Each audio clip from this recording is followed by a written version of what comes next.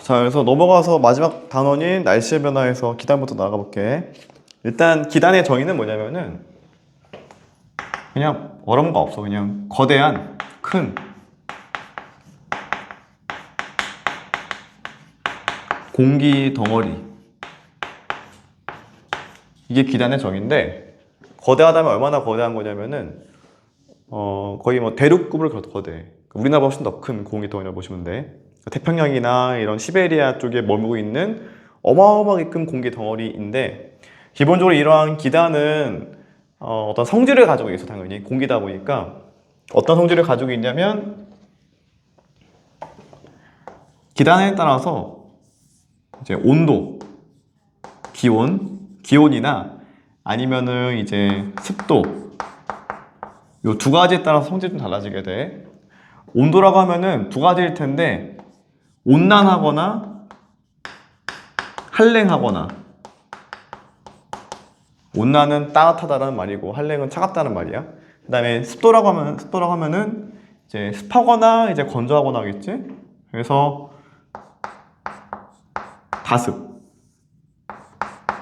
다습이란 말은 이제 습하다는 말이고, 그의 반대말은 건조. 된 얘기까지? 그러니까 경우의 수가 총 4가지가 있는 건데, 온난 건조, 온난 다습, 한랭 다습, 한랭 건조. 알겠지? 그러니까 결국엔 기단이 어떤 공기 덩어리를 하면은, 그런 공기 덩어리인 기단은 이런 온도나 습도에 따라서 총 4가지 성질을 가지고 있다라고 이해하시면 될 것 같아. 알겠지? 그 공기 덩어리가 차가우면은 이제 한랭한 기단인 거고, 그 공기 덩어리가 이제 습하면은 다습한 기단이겠지. 자, 일단 우리나라 같은 경우에는 사실 위치가 좋지 않은데, 우리나라는 그러니까 한반도가 이렇게 있으면, 한반도 같은 경우에는 이제 약간 뭐 우리가 알겠지만은 사계절이 뚜렷해. 사계절이. 그러니까 사계절이란 말은 한랭한 날도 있고, 그 다음에 온난한 날도 있고, 그 다음에 다습한 날도 있고, 건조한 날도 있겠지. 사실 좋지는 않은 건데, 사람 살기에는. 왜 그러냐면, 기본적으로 자, 이렇게 나눠볼게. 자, 나눠보시면은 이쪽은 저위도, 이쪽은 고위도야. 그러니까 이쪽은 이제 저위도, 이쪽은 상대적으로 고위도 지방이고, 그 다음에 여기 왼쪽과 오른쪽으로 나누면은, 왼쪽은 상대적으로 육지가 있기 때문에, 육지는 일반적으로 되게 건조하거든. 그래서 왼쪽은 건조하고, 오른쪽은 여기 태평양이 있으니까 얘는 다습해요. 성질이 기본적으로. 그래서 마치 수학에서의 사사분면처럼 우리나라도 마찬가지로 그 한랭, 온난, 다습, 건조가 다 들어가 있어. 이렇게 경계 안에 있으니까. 그래서 고위도 지방이 여기 고위도니까 여기는 한랭한 성질을 가지고 있겠고, 저위도니까 온난한 성질을 가지고 있고, 그 다음에 여기는 육지니까, 육지 쪽이니까 건조하고, 그 다음에 바다 쪽이니까 다습하다라고 이해하시면 되고. 그래서 써볼게요. 그래서 우리나라에는 총 4개의 기단이 우리나라한테 영향을 주고 있어. 알겠지? 일단 첫 번째로는 여기 뭐가 있냐? 시베리아, 이쪽이. 그래서 시베리아 기단.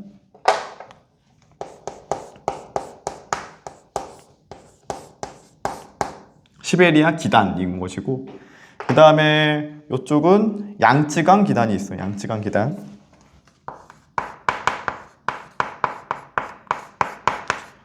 양쯔강 기단. 양쯔강이 여기에 강이 이렇게 있어요. 근데 강이긴 한데 대부분 육지이기 때문에 건조하다는 얘기야. 그 다음에 여기는 오호츠크해 기단. 오호츠크해 기단이 있고, 여기는 태평양, 북태평양 기단. 이렇게 있어. 총 4가지 기단이 있다. 다시 써볼게. 다시 보자면은 시베리아 기단, 오호츠크해 기단, 그 다음에 양쯔강 기단, 마지막 북태평양 기단.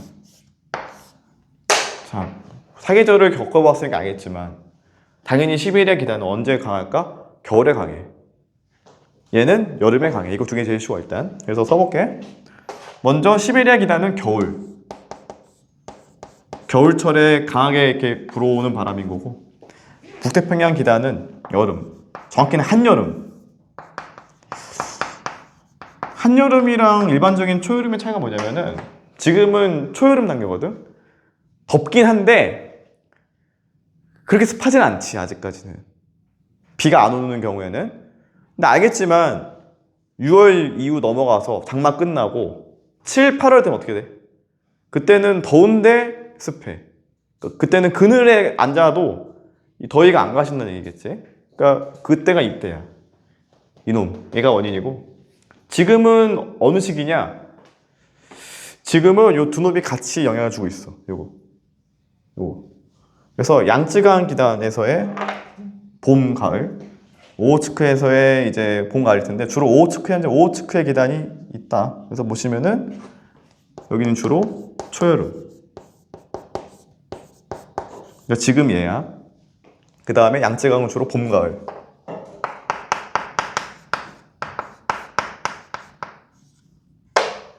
좀 건조하지 이 시기는. 건조한 시기. 초여름 시기는 중간에 비도 오고 좀 있으면 어느 정도 장마도 오겠지 이제 슬슬. 그래서 이렇게 보시면 되겠네. 그래서 각 기단마다 이제 영향을 주고 있는 시기가 좀 다르게 되고 그에 따라서 날씨가 좀 달라진다. 겨울철에는 한랭하고 그 다음에 건조하고 그 다음에 북태평양 쪽 그러니까 한여름에는 엄청 더우면서도 엄청 습하고 그 다음에 봄, 가을 같은 경우에는 대체로 뭐 온난하거나 뭐 한랭하는 그 사이에 있으면서도 적당하게 그러면서 되게 건조하지. 그 다음에 초여름 넘어가는 단계에서는 슬슬 비도 오게 되고 아직은 괜찮다. 아직까지는. 근데 슬슬 얘가 치고 올라오니까 점점 더워지고 있는 거야. 얘 때문에. 오케이? 하나 더 얘기하자면은 보통 우리가 장마 기간이 보통 6월 내지 7월쯤 되거든. 장마 쪽이. 장마 시기부터 6월, 7월인데 장마는 뭐냐면은 비가 엄청 많이 내리는 시기야. 1년 중에서. 유독. 무슨 말인지 알지? 장마 시기 알잖아? 왜 그러냐면은 알고 있어야 돼 이거는. 초여름에서의 오호츠크해랑 한여름에서의 북태평양이 서로 만난 거야. 우리나라 중부지방에서 이렇게 서로 만나면서 약간 세력 다툼을 하고 있는 건데 둘 다 다습하기 때문에 기본적으로 이 과정에서 막대한 비가 내리게 돼. 그래서 이때 중부지방에 어마어마한 비가 내린다. 이게 장마 기간인 거야. 알겠지? 그러다가 한여름 되면은 이 북태평양 기단의 세력이 더 강해지면서 이 기단을 위로 올려버려 이렇게. 위로 올려버려. 그러면 이제 북한 쪽에서 장마 시작인 거야 이제. 우리나라는 끝나고. 그래서 장마가 끝나면 그때부터 뭐가 시작돼? 이제 무더위가 시작되는 거지. 아직은 그 시기는 아니다. 그래서 여기까지가 이제 기단에 대한 정의. 그 다음에 우리나라 기단 4가지 기단이 있고 각 이제 계절마다 영향을 미치는 기단이 좀 다르다. 넘어갈게. 이게 조금 더 어려운 건데 이 부분이 볼게. 전선 볼게. 전선의 정의는 뭐냐면은 일단 방금 잠깐 소개했는데 서로 성질이 다른 기단이 만나면 그러니까 서로 이렇게 만나면은 뭔가 섞이는 게 아니라 처음에는 약간 경계가 형성이 돼. 경계. 그러니까 예를 들면은 북태평양 기단 부분이 있고 오호츠크 기단이 이렇게 있는 거지. 이렇게 서로. 그치? 어떤 경계가 형성이 되고 그래서 서로 다른 기단이 만나면 어떤 형성되는 어떤 전선이라 보시면 될 것 같아요. 그래서 교재 보시면은 정확한 정의는 그러한 경계면을 전선면이라고 해주고 그러한 전선면이 지표와 만나면 그 부분이 바로 전선인 거야. 써볼게. 만나면은 형성되는 경계면은 전선면이고 이게 약간 정의가 헷갈릴 수 있는데 그러한 전선면이 다시 이러한 전선면과 지표와 만나는 그 지점이 전선인 거야. 무슨 소리고 하면은 이런 얘기야. 자, 볼게. 잘 봐. 예를 들면은 요 그림 하나 있어. 여기는 한랭한 기단이 한랭한 전선이래. 한랭한 기단이야. 이 부분은. 그다음에 요 나머지 요 부분이 바로 온난한 기단이라 해볼게. 온난한 기단. 온난한 기단. 만났어. 만났는데 섞이지 않고 일단 이렇게 뭐가 형성된 거야? 어떤 게 형성된 거니? 이게 뭐야? 이게 전선면인 거야. 이게 면. 그래서 먼저 이렇게 전선면이 형성이 돼. 전선면. 면이지 이건 면이지. 근데 이러한 전선면이 이게 지표면이야. 이게 지표면. 지표와 만나는 그 경계, 그 선. 이게 뭐야? 이게 전선인 거야. 그래서 이때 전선면과 지표면 여기에 만나는 지점 여기 이게 뭐라고? 이게 전선인 거야. 전선. 알겠지? 그래서 이게 바로 전선이고. 자, 이때 우리 어떤 전선의 종류를 좀 구분하기 위해서 한랭전선, 온난전선 이렇게 구분하기도 하는데 정의는 뭐냐면은 이거야. 지금 이 케이스는 뭐냐면은 한랭한 기단이 온난한 기단을 이렇게 친 거야. 들이와서. 얘는 가만히 있는데 얘가 친 거야 이렇게. 그래서 친 놈의 이름을 따. 그래서 따서 한랭전선이라고 얘기해줘. 한랭전선. 그래서 우리는 요 지점을 한랭전선이라고 얘기해주고 이렇게만 보면 잘 알 수 없으니까 한랭전선을 표기할 때는 이렇게 뾰족하게 표기해줘. 알겠지? 다시 한랭전선의 표기법은 뾰족하게 표기해준다. 그 다음에 방향은 이 방향이겠지? 당연히 직관적으로 알 수 있게 해놨어. 두 번째 볼게. 두 번째는 뭐냐면은 자, 만약에 여기는 따뜻한 기단이 여기 있는 찬 기단, 한랭한 기단을 많이 쳤어. 다시 온난한 기단이 요 부위에 있는 여기에 있는 차가운 기단을 친 거야. 그럼 이때 형성되는 전선면은 이 부분이고 이게 면이고 이러한 전선면이 지표와 만나는 그 지점 이게 뭐야? 이게 전선인 거야 여기서. 근데 이 얘 같은 경우에는 온난한 전선이 친 거기 때문에 이름을 지을 때는 일단 전선이긴 하지만 전선은 맞는데 온난 전선이라 부르면 되겠지. 온난 전선. 이해됐어? 다시 그러니까 우리가 이름을 명명할 때는 기본적으로 누가 쳤니라고 얘기하시면 돼. 한랭전선은 한랭한 기단이 온난 기단을 친 케이스고 온난 전선은 온난한 기단이 여기 한랭한 기단을 쳤을 때 형성되는 전선이 바로 온난 전선인 거야. 알겠지? 뭔 말 이해했어? 여기까지? 이해했어, 민준아? 오케이. 자, 그래서 전선의 종류 일단 두 가지 소개해서 두 가지 한랭과 온난 전선 소개했었고 특징이 중요해.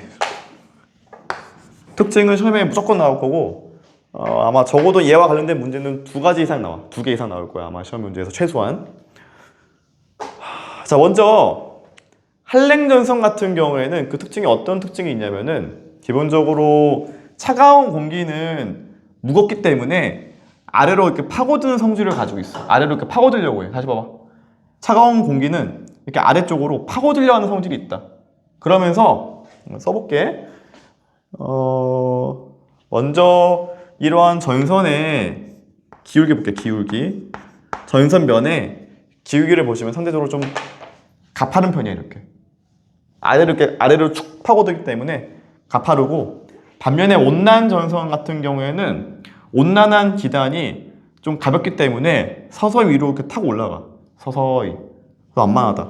써볼게. 그래서 한랭 전선 같은 경우에는 전선면이 가파르다. 그 다음에 온난 전선은 완만하다.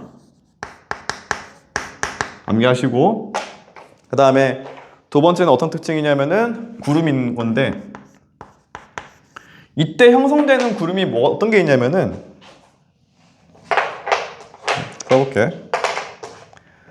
한랭전선 같은 경우에는 이때 얘가 파고들면서 공기를 이렇게 치고 올려줘. 공기를 이렇게 올려주기 때문에 공기가 빠르게 요 가파른 전선면 타고 올라가기 때문에 이때 두꺼운 구름이 형성이 되고, 반면에 온난전선 같은 경우에는 공기가 서서히 올라가니까 완만하게 구름이 형성이 돼. 그러면서 구름의 종류를 보자면은 한랭전선 같은 경우에는 저군형 구름, 두꺼운 저군형. 온난전선은 좀 얇고 넓은 충군형이 형성돼. 충군형 구름. 그에 따라서 소나기, 이슬비 좀 날씨가 다르고, 이때 그 강수의 구역 형태 보시면 이미 얘기했었지. 저군형은 좁고 기본적으로 얘는 좁은 지역에 소나기.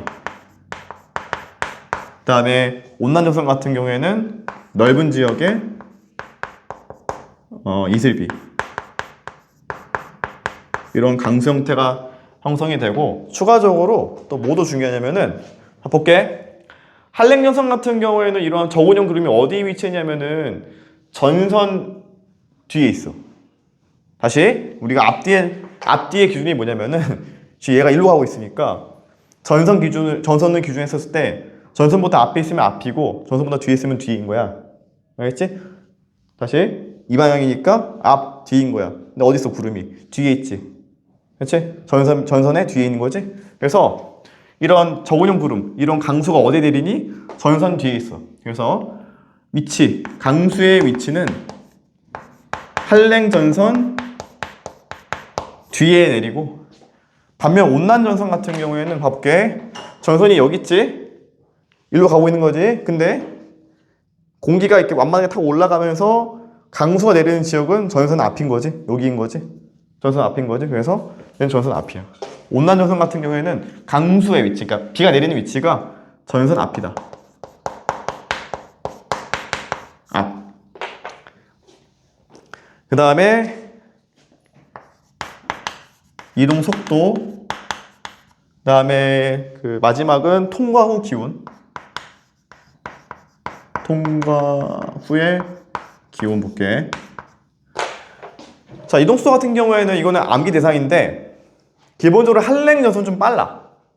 얘가 좀 빠르고 좀 느리거든. 이거는 일단 암기하시고. 그래서 이동 속도 같은 경우에는 한랭전선은 빠르다. 온난전선은 느리다. 그냥 약간 좀 직관적으로는 좀 기울기 가파르니까 그만큼 좀 빠르게 움직이고, 얘는 완만하게 서서히 올라가고 있다, 느리게 가고 있다라고 이해하시면 될 것 같아. 그 다음에 마지막은 통과 후 기온인 건데, 이건 이 얘기인 거야. 자, 만약에 여기 사람이 여기 있어. 근데 이 한랭전선이 이렇게 통과했대. 그러면 이러한 전선면 그대로 일찍 지나가는 거야. 됐어? 자, 그럼 통과 전에는 이 어디 있어 지금? 온난한 기단 아래에 있지. 맑겠지. 구름 없지 여기 안에. 그치? 다시 써볼게. 온난이니까 이 지역은 맑고 온난한 거야 지금 이 상태는. 다시 볼게. 통과 전에는 맑고 온난했다가 이게 통과되면서 어떻게 돼? 통과되면서 이 사람의 위치가 한랭전선 뒤편에 위치하게 되겠지. 그럼 뭐가 내려? 차가워지면서 소나기 내리겠지. 그래서 통과 후에는 기본적으로 기온이 하강하게 되고, 기온이 하강하면서도 강수 같은 경우에는 비가 내리게 돼. 소나기. 두 번째 볼게. 온난전선 같은 경우에는 통과 전은 사람이 여기 있겠지. 사람이 여기에 위치했을 때,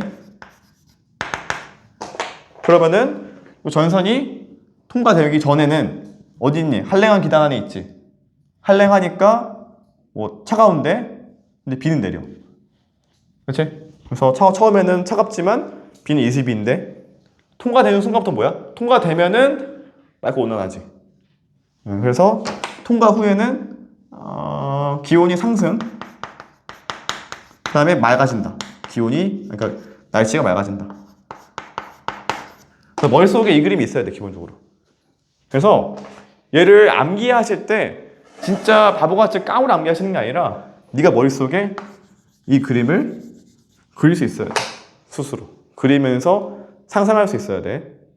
알겠지? 다시 한랭전선 뒤편에는 소나기, 그러니까 구름이 높게 형성이 되고 두껍게 형성이 되어 있고 좁은 구역에, 온난 전선은 앞에 충분형 구름이 넓게 형성이 되어 있다. 그 다음 기본적으로 한랭 전선의 정의는 한랭한 기단이 온난한 기단을 치는 거기 때문에 당연히 여기는 한랭한 기단이겠지. 여기는 온난한 기단일 것이고, 그 다음 당연히 온난 전선의 정의는 온난한 기단이 한랭한 기단을 치는 거기 때문에 당연히 이 지역은 온난한 기단인 거야. 여기가 한랭한 기단인 거고. 알겠지? 그러니까 굳이 이걸 지워도 이게 온난 전선이면 당연히 알 수 있어. 이게 한랭한 기단이다라고. 왜냐면 애초에 정의가 온난 전선의 정의는 온난한 기단이 한랭한 기단을 치는 거거든. 처음부터. 알겠지? 그래서 이거 한랭 알 수 있어요? 이게 좀 암기할 게 많아가지고 좀 조심하셔야 되고, 적어도 여기서 무조건 이 세트로 한 문제 나와. 한 문제. 근데 뒤에 이거 연관된 게 또 있어가지고 이것만 가지고는 안 되고 이거 플러스 뒤에까지 해서 아마 두 문제 이상 나와. 여기서. 다음은 이제 뭐냐면은 전선의 종류가 지금 내가 두 개 설명했잖아. 두 가지. 한랭기단, 한랭전선, 온난전선 설명했잖아. 그치? 그래서 써볼게요. 1번 한랭전선 있고 종류로는, 두 번째 온난전선. 두 가지가 가장 대표적이긴 한데 두 개 더 있어 사실.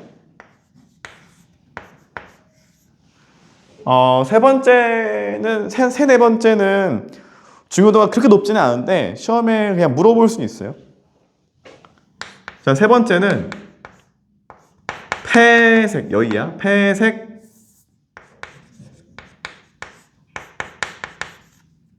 전선. 네 번째는 정체 전선이 있어.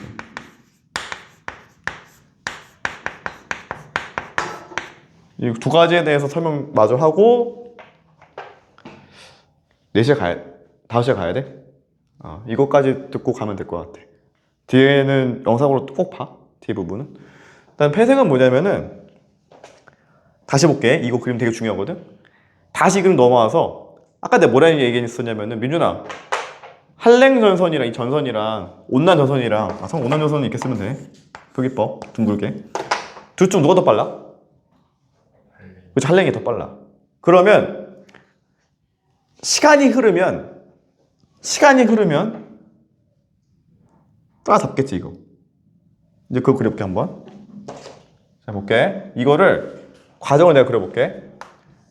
내가 이 과정을 단면으로 그리면 이런 결과가 일어나. 처음에 내가 이 모습을 이 단면만 봤을 때는 기울기가 가파른 한랭전선, 어떤 전선면 모습, 그 다음에 온난전선 이 면, 이 상태겠지? 근데 한랭전선이 더 빠르니까 얘가 막 빠르게 다가올 거야. 얘는 느리게 가고 있고. 그러면 시간이 흐르면 두 가지 경우 중 하나가 돼. 뭐냐? 첫 번째 경우, 얘가 요 찬 기단, 차가운 기단, 한랭, 그러니까 차가운 기단이 있고 따뜻한 기단이 있고, 얘는 다시 차가운 기단이겠지. 그러면 애초에 무거운 차가운 기단 중에 둘 중 하나가 아래쪽을 차지하게 돼. 그러면서 그려볼게.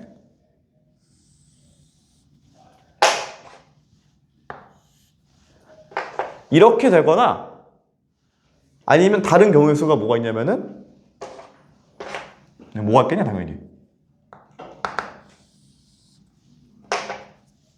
이거이지 않을까?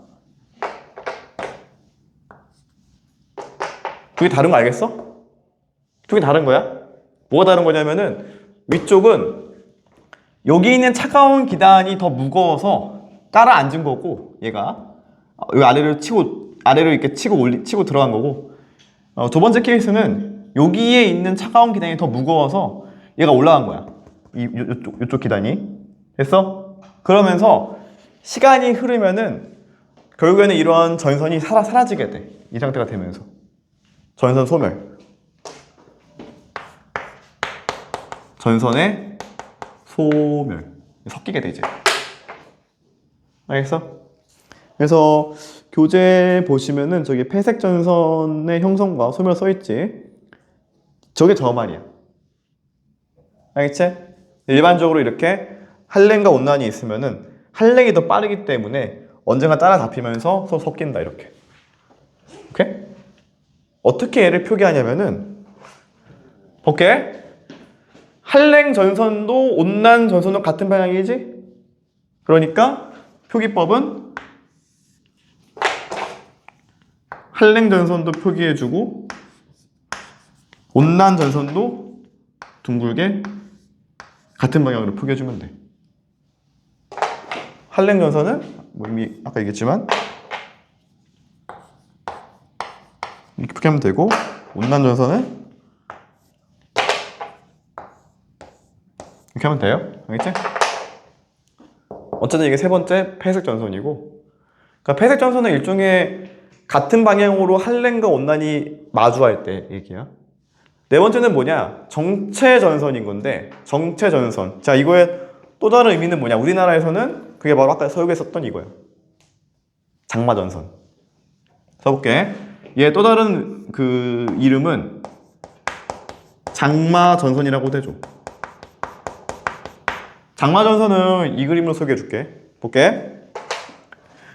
자, 오호츠크의 기단은 한랭한 기단이지? 여기 밑에 뭐가 있니? 온난한 기단이지? 그러면 기본적으로 전선이 이렇게 형성이 되어 있으면은 오호츠크에 의한 한랭 전선이 이렇게 형성이 될 거예요. 아래 방향으로 지금 따뜻한 기단을 친 거지. 반면에 얘도 올라가고 있잖아. 북태평양도. 북상하고 있지? 그러면서 얘도 한랭한 기단을 이렇게 친 거야. 이렇게.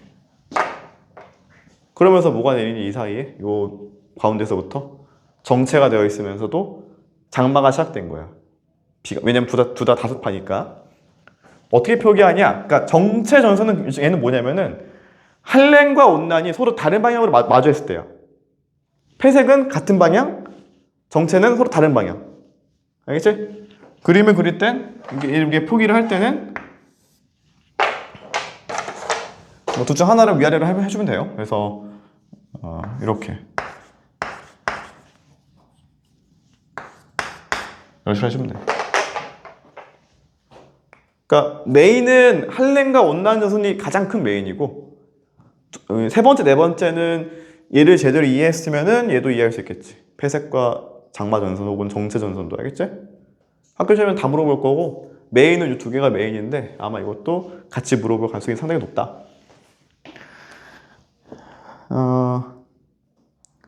그래서 여기까지가 여기 기단과 전선 파트이고, 잠깐 10분간 쉬었다가 나머지 남아있는 날씨까지 할게.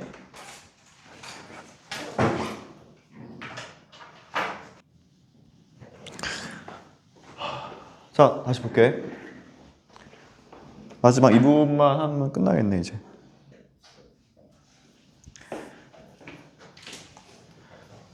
여기다가 필기해 줄게 이제. 그래서 지금까지 기단, 그 다음에 두 기단이 만났을 때 형성되는 어떤 전선의 특징들, 종류와 특징들에 대해서 얘기했었고, 세 번째는 뭐냐면, 세 번째는 이제 기압과 날씨야.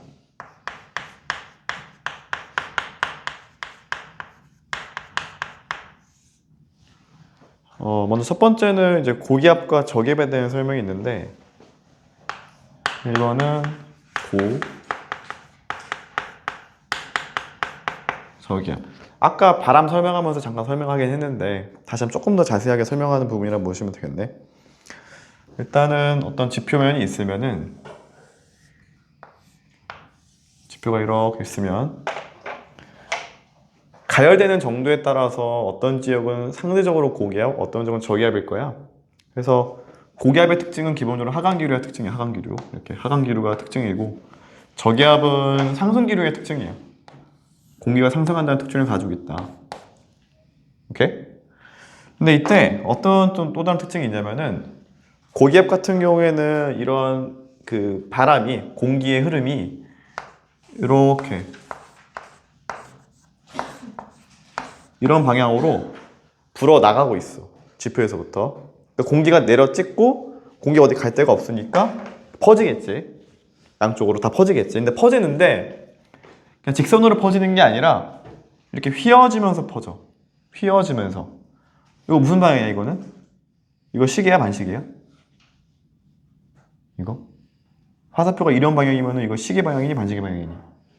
시계겠지? 이건 시계야. 그래서 고기압 같은 경우에는 공기가 시계 방향으로 불어나가. 시계 방향으로 불어 나가고, 그 다음에 두 번째는 저기압일 텐데, 저기압 같은 경우에는 공기가 다시 불어 들어와. 얘는 불어 들어오긴 하는데, 볼게. 그 바람의 방향이 방금 고기압 설명하면서 봤었던 방향과 그 모습과 똑같긴 하거든. 형태는. 근데 화살표의 방향이 달라. 불어 들어오니까. 이렇게. 그래서 암기하실 때 어쨌거나 이 모습, 화살표의 머리만 떼고 보면은 형태는 같다라는 거고, 다만 화살표의 방향이 달라지기 때문에 이 저기압 같은 경우에는, 저기압 같은 경우에는 바람이 불어 들어온다. 불어 들어온다. 불어 들어옴. 근데 어느 방향이냐? 이 방향이니까, 요 방향이니까 반시계겠지? 이제 반시계야. 반대. 반시계 방향으로 불어 들어온다. 학교 시험에서 꼭 물어봐 이거. 시계 방향으로 불어 나가냐? 시계 방향이냐? 반시계 방향이냐? 헷갈리기 쉽겠지. 알겠지?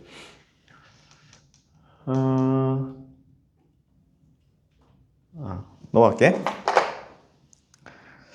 넘어가서 저기 두 번째 온대 저기압 볼게. 온대 저기압. 온대 저기압이 가장 중요한 부분이라고 보시면 돼. 우리가 특히 우리나라 날씨를 이해하는 데 있어서 가장 중요한 게 이 온대 저기압의 특징인 건데,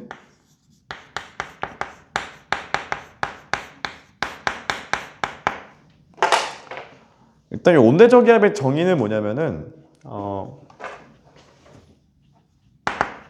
한랭 전선과 온난 전선을 동반하고 있고, 저기압자가 붙어 있으니까 그 중심부에 저기압이 발달되어 있는 하나의 어떤 현상인 거야. 저기압 발달. 그러니까 다시 한랭 전선과 온난 전선을 동반하고 있는 이제 저기압이라 보시면 돼. 보통 우리나라에서 이제 봄이나 가을일 때, 특히 봄일 때 많이 보이는 형태인데, 일단 한번 그림을 그려볼게.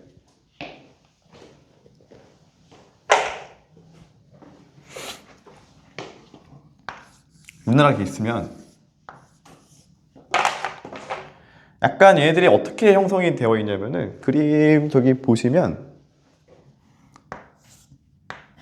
약간 이렇게 좀 휘어져 있어. 전선들이.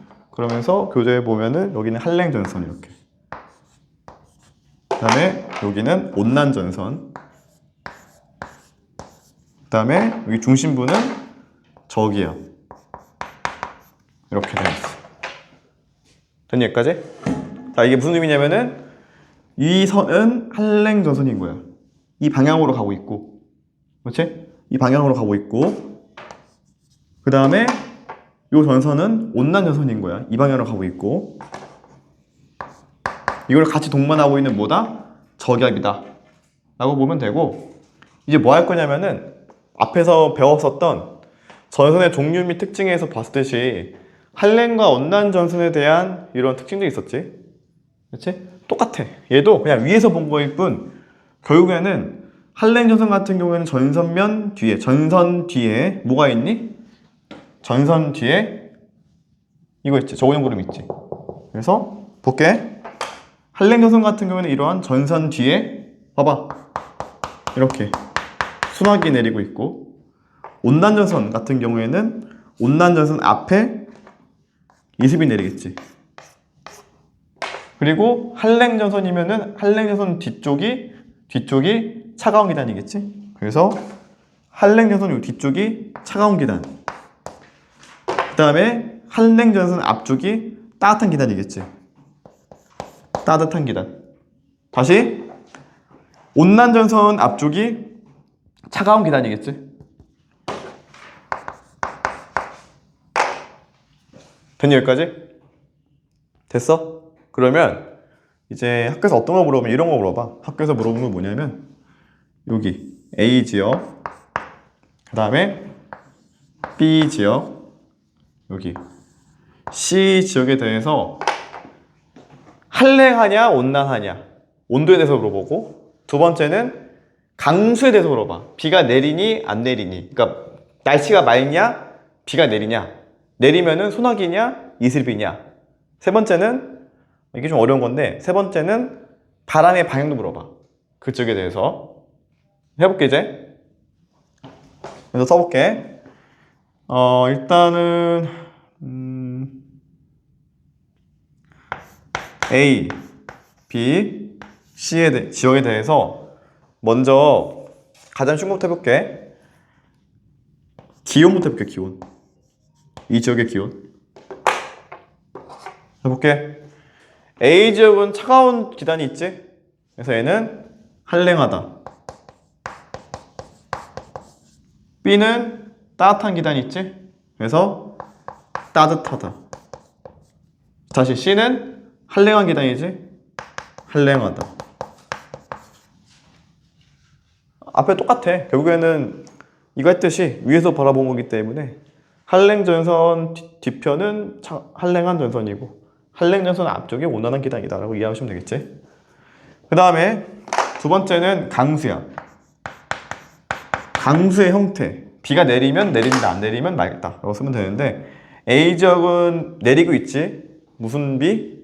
소나기. 저군형 구름에 의한 소나기. 그래서 얘는 소나기. B는 맑지? 맑은 날씨. C는 여기니까 이슬비.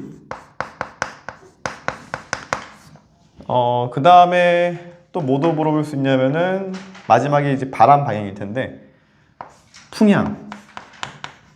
바람의 방향. 이거 어떻게 하지 싶을 수 있는데, 이거 기억나니? 저기압 중심 부로는 바람이 불어 들어와. 무슨 방향으로? 반시계 방향으로. 다시 뭐가 있어 여기? 저기압 있지? 똑같아. 저기압 쪽으로 바람이 어떻게 불어온다? 반시계 방향으로 불어 들어온다. 그래서 바람을 표기할 때는 이거로 그릴게.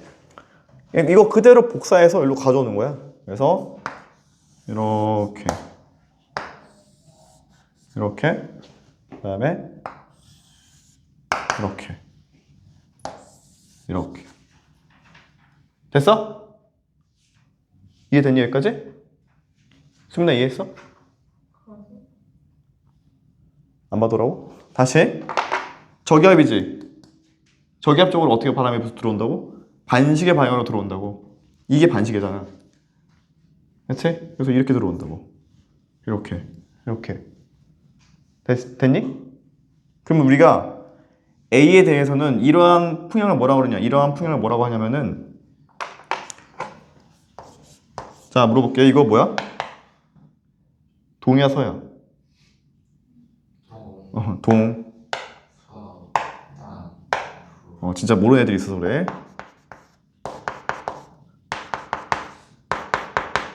자 그러면 여기서 불어오는 바람은 일단 동이야 서야? 그치? 동서남 북이니까 이거는 북서에서 불어오는 바람이지? 써볼게. 이름을 지으면 북서풍. 오케이? 두 번째, 얘는 뭐지? 일단 남쪽에서 불어오지? 남이고 동서니까 뭐야? 남서겠지 뭐. 이거는 뭘까? 일단 동서 남북 중에서 그러니까 동서 중에 하나 골라야 돼. 어디야 그러면? 남동풍이지 뭐. 남쪽에서 불어오면서도 동쪽이니까 남동이겠지 뭐.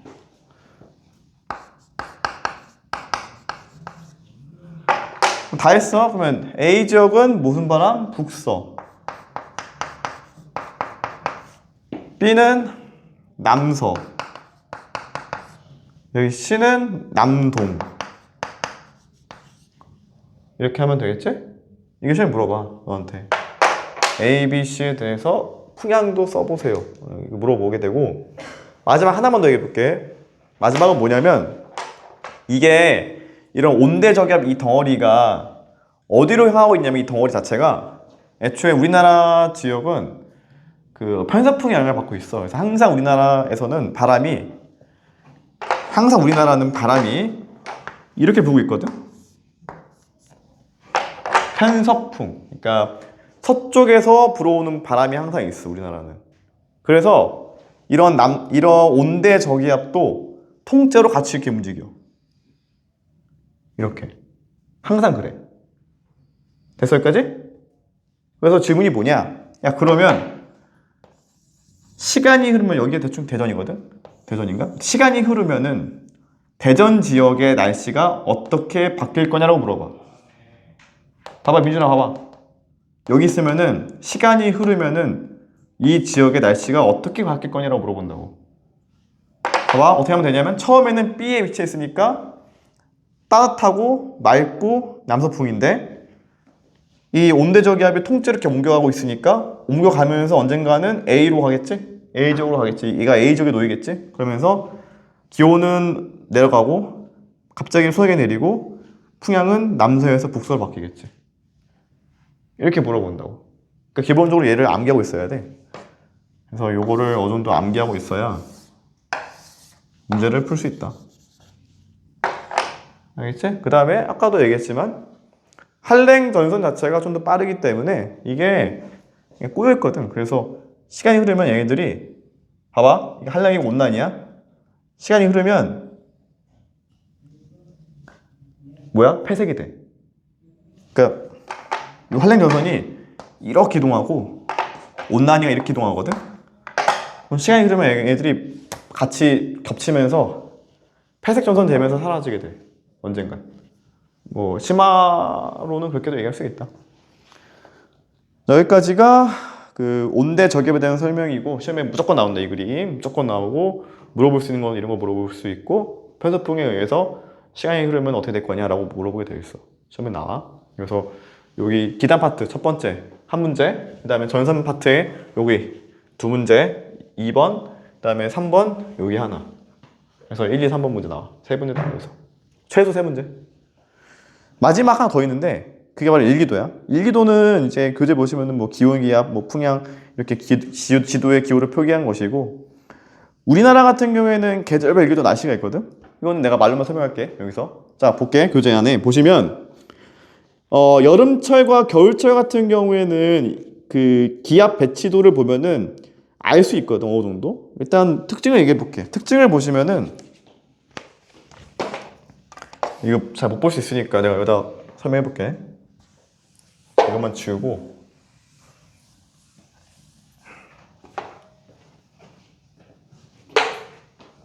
이거 중요해. 이것도 또 나와. 한 문제 나와. 한반도 이렇게 있고 그 다음에 교재 보시면은 기압 배치가 여름 같은 경우 이렇게 되어 있고 여름 같은 경우는 이렇게 뭐 여기 이쪽 지역에 기압이 1016 고 써 있고 그 다음에 여기는 이쪽이 저 써 있고 이 라인이 1000이네. 기압이 1000 헥토파스칼 얘기인 거야. 그러면은 상대적으로 여기가 전이 여기가 고니 당연히 여기가 고겠지? 그렇지? 뭐야 바람항서 어디야? 고에서 저잖아. 그래서 고에서 저니까 당연히 이건 뭐 기압 배치만 봐도 아 이렇게 보겠구나 알 수가 있어. 명확하게 기압 배치도를 보시면은 여기 이 한쪽 지역이 저기압이 형성이 되어 있어요. 그래서 이렇게 가니까 여름이겠지? 알 수 있고요. 그 다음에 겨울 같은 경우에는 겨울 볼게. 겨울 그림 보면은 기압 배치도가 여기가 이렇게 막 형성이 되어 있는데 여기가 1051에 상대적으로 고기압이고 그 다음에 여기는 이렇게 되어 있으면서 1016일에 그림에는 그러니까 여기가 당연히 누가 봐도 고저잖아. 고저니까 당연히 바람의 방향은 이렇게겠지. 이거 무슨 바람이야 이거? 북서 계절풍이잖아. 그렇지? 그러므로 얘는 겨울. 그러니까 그러니까 여름과 겨울을 명확히 알 수 있어. 이렇게.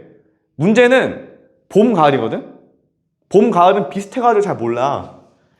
기압 배치만 봐서는 잘 모르는데 일단 볼게.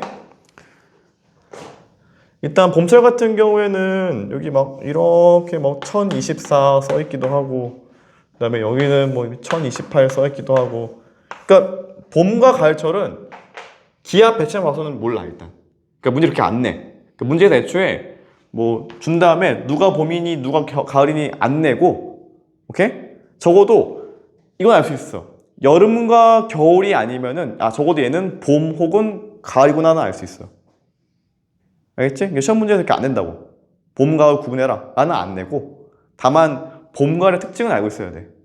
오케이? 그래서 일단 봄, 가을 같은 경우에는 약간 이런 이동성 고저기압 때문에 막 뒤섞여 있어. 고기압과 저기압이. 그렇기 때문에 날씨가 막 변동이 크다라고 이해하시면 되고, 암기할 부분은 이거 암기하시면 될 것 같아요. 써볼게 이제 암기할 부분만.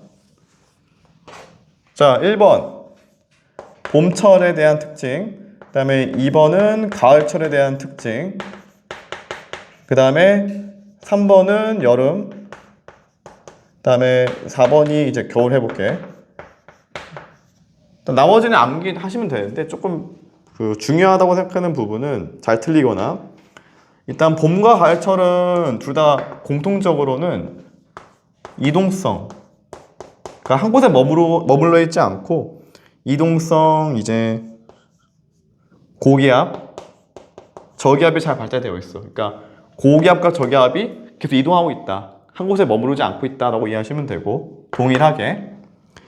그 다음에 봄철 같은 경우에는 특징이 뭐가 있냐면은 뭐 건조하다, 건조한 날씨, 아니면 황사, 이런 특징을 가지고 있고요. 그 다음에 가을철 같은 경우에는 맑은 하늘, 알고 있죠 무슨 말인지? 맑은 하늘 나타나게 되고, 그 다음에 뭐 이 정도 보시면 되겠네. 여름철 같은 경우에는 볼게. 여름철은 남쪽이 고기압이고 북쪽이 저기압이야. 그래서 여름철은 남, 고, 북, 저형 기압 배치를 가지고 있고, 겨울철 같은 경우에는 조심해야 되는 게 동서를 기준으로 잡아. 겨울철은 그래서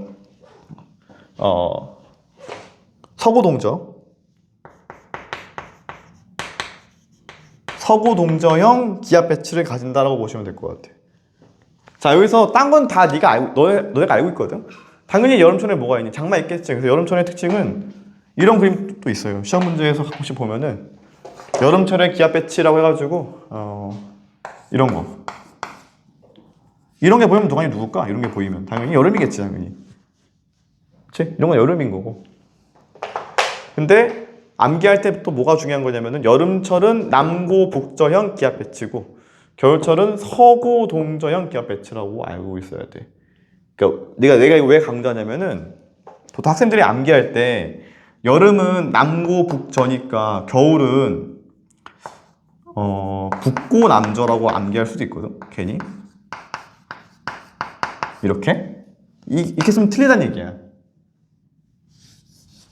오케이? 그러니까 뭔가 반대로 외워야 될 것 같으니까 반대라고 생각할 수 있는데 이렇게 이해하시면 안 되고, 이거는 어쩔 수 없이 암기해 주셔야 돼. 그래서 여름철은 남고 북저, 겨울철은 서고 동저 이렇게 암기하라고. 그러니까 딴 건 네가 다 알고 있을 거야 아마. 딴 거는 이미 다 경험상 사교자 알고 있으니까. 봄, 가을 날씨가 자주 바뀐다. 특히나 봄은 건조 황사 일어나고 있고, 그 다음에 꽃샘추위, 아니면은 날씨가 막 비 내리거나 갑자기 뭐 건조하거나 왔다 갔다 하는 게 특징이고, 가을철은 맑은 하늘의 특징이고, 여름은 뭐 당연히 덥고, 뭐 초여름 뭐 장마 다 알겠지. 겨울철 뭐 한파 다 할 거 아니야. 근데 이건 조심하라고. 알겠지? 이거는 꼭 조심해. 틀리기 딱 좋은 부분이고. 다시 보면은 여기서 뭐가 나올 수 있냐? 기단, 네 가지 기단 한 문제, 전선, 특히나 한랭 온난 또 한 문제, 그 다음에 온대저기압 파트 또 한 문제, 학교 선생님이 낼 게 없다 이거, 마지막 기압 배치. 그래서 최소 4문제, 많으면 5문제까지 낼 수 있어요. 여기서 시험 범위가 적으면은 5문제 낼 수도 있겠지. 그래서 여기까지가 4단원 끝, 2단원 끝. 알겠지?